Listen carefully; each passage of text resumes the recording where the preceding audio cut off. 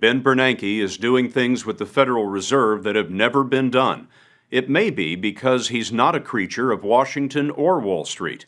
He grew up middle class, the smartest kid in a town now falling on hard times. He told us because the Fed is so powerful, it should be more open. The seal of the Federal Reserve is embedded in the floor, just outside the room that changes the fortunes of the world. Wow. They don't build them like this anymore.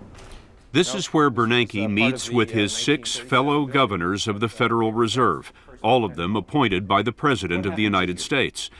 Bernanke also chairs the Federal Open Market Committee, which decides interest rates.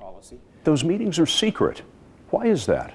If we held those things with a TV camera on us, it would create lots of volatility and problems in the market. But I should say that, we've come a long way. In 1994, when the Fed made a policy decision, change interest rates, we didn't even announce that we made a change. But now, after every meeting, we put out a statement, say what we did, explain what we did, why we're doing it. And 3 weeks later, we put out minutes that describe everything that happened in the meeting. So we're becoming much more transparent. When I called and proposed this interview about a year ago, your representative laughed out loud and said the Fed chairman never does an interview. I wonder, why are you doing this? Well, it's an extraordinary time. It's an extraordinary time. This is a chance for me, I think, to talk to America directly. And a chance for us to understand where he comes from. Ben Shalom Bernanke grew up in one of the few Jewish families in Dillon, South Carolina, today a town of about 6,000 people. His grandfather, Jonas, immigrated from Eastern Europe, landed at Ellis Island, and came here to start a drugstore. Our family came here in 1941. My grandfather, Jonas Bernanke, bought this building, made it into the JB Drugs after his initials. Later, his father and uncle took over the store, which has since become a restaurant.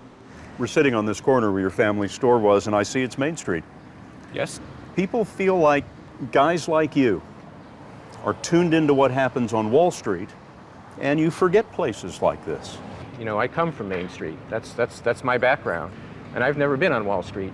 And I care about Wall Street for one reason and one reason only, because what happens on Wall Street matters to Main Street.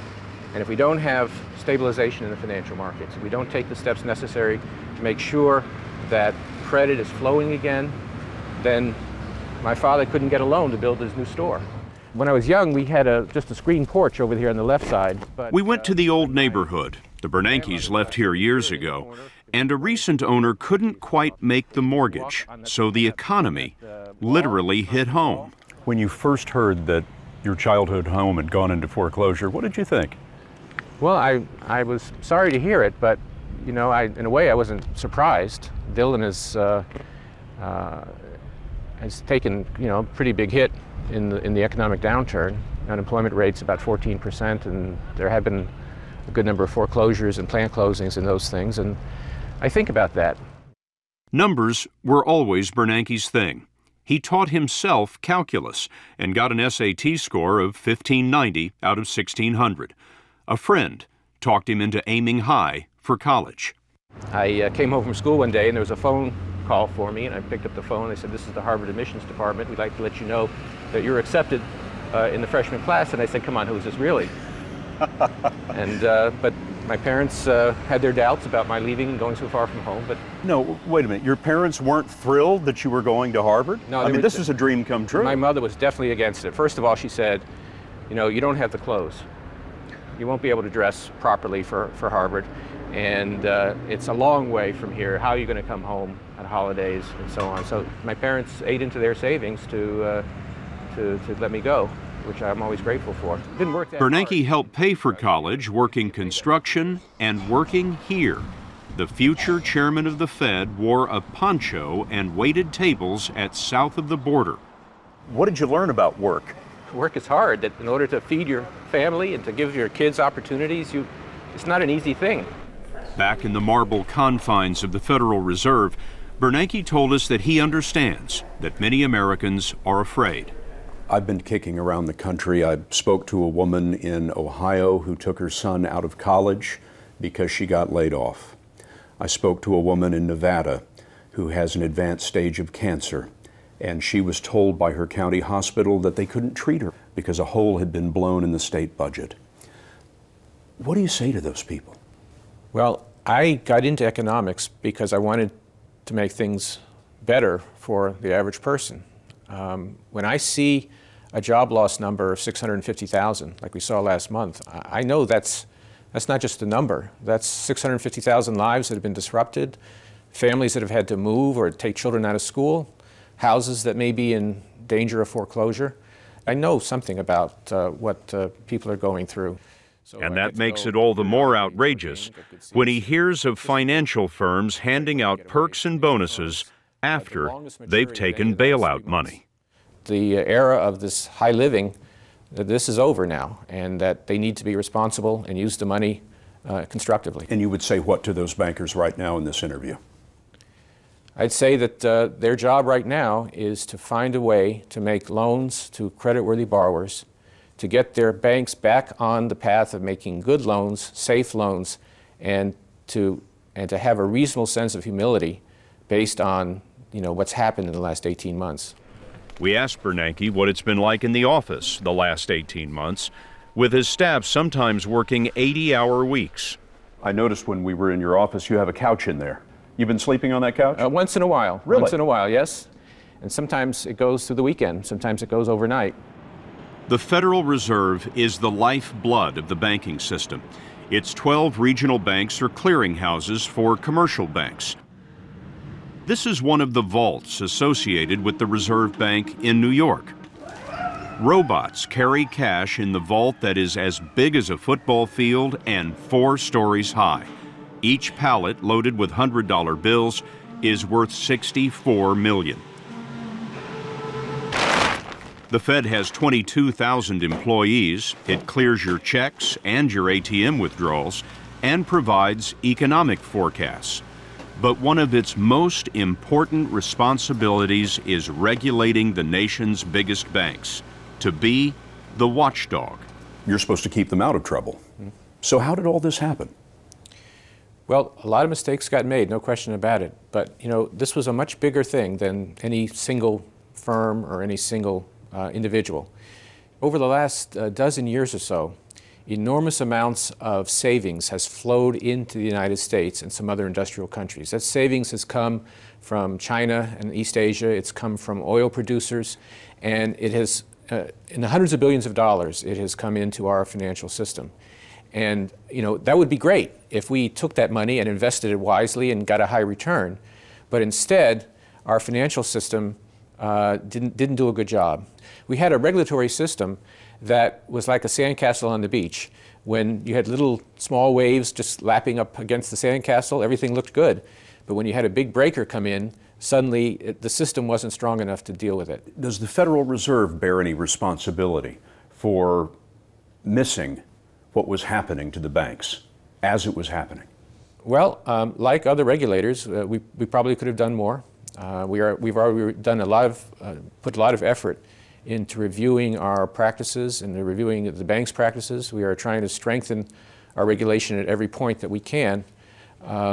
So I don't want to deny that we certainly could have done a better job and others could have done a better job. The state of our economy. Now, President Obama and the Congress have a fiscal stimulus plan of nearly $800 billion. There's a separate bailout for financial firms that's at least $700 billion. Next, the government is looking for a way to clear bad debt off the books of crippled institutions. There was a panic in 1907, so the Fed was created to prevent that from ever happening again. And then we got the Great Depression, and now we have this. How do we prevent this from occurring another time? Well, tougher regulation of large firms. It includes having a set of laws that allows us to wind down a large internationally active firm without the adverse impacts on the markets that a disorderly bankruptcy would have. It includes possibly having a systemic regulator, a regulator that has some responsibility to look at the system as a whole. Your response has been to do what the Fed didn't do in 1929, and that is pour money into the system. But there's an argument made today that That's not what the problem is. The problem isn't that there's too little money in the system. The problem is there's too much fear in the system. That with these companies being propped up by the government, no one on Wall Street can tell who's solvent and who's not, and therefore business does not move. Well, I absolutely agree that confidence is key. People don't know what's happening, and they're afraid, and they're not sure whether or not the system is going to recover. So how do you get confidence? That's the question. And I think the way to get confidence is to show progress. But are you seeing any progress? What's going well? I think all of our efforts so far have produced results. We're buying about $500 billion in mortgages in packaged in securities by the GSEs, Fannie Mae and Freddie Mac. And that seems to have brought down mortgage rates significantly. It allows people to refinance, to get out of high-rate mortgages. We're seeing progress in the money market mutual funds and in the business lending area. And I think as those green shoots begin to appear in different markets, and as some confidence begins to come back, that will begin the positive dynamic that brings our economy back. Do you see green shoots? I do. I do see green shoots, and not everywhere, but certainly in some of the markets that we've been functioning in. And we've seen some improvement in the banks as well, and certainly in some key cases. What will be the first signs of recovery? One sign would be that a large bank is successful in raising private equity. Right now, all the private money is sitting on the sidelines saying, we don't know what these banks are worth, we don't know that they're stable, and they're not willing to put their money into the banks. If you had a message for the American people in this interview, what would it be? Scott, I'd say three things. I'd say, first of all, that the Federal Reserve is here and is going to do everything possible to support this recovery. The second thing I would say is that recovery is not going to happen until the financial markets and the banks are stabilized. And we do have a plan, we have a program for that, but it's going to take some patience, it's going to take some support, and we're going to have to go forward with that. But the third and final thing I'd just like to say to the American people is that I have every confidence that this economy will recover and recover in a strong and sustained way. The American people are among the most productive in the world. We have the best technologies. We have great universities. We have entrepreneurs. I just have every confidence that as we get through this crisis, that our economy will begin to grow again, and it will remain the most powerful and dynamic economy in the world. Go behind the scenes at the Federal Reserve at 60minutes.com.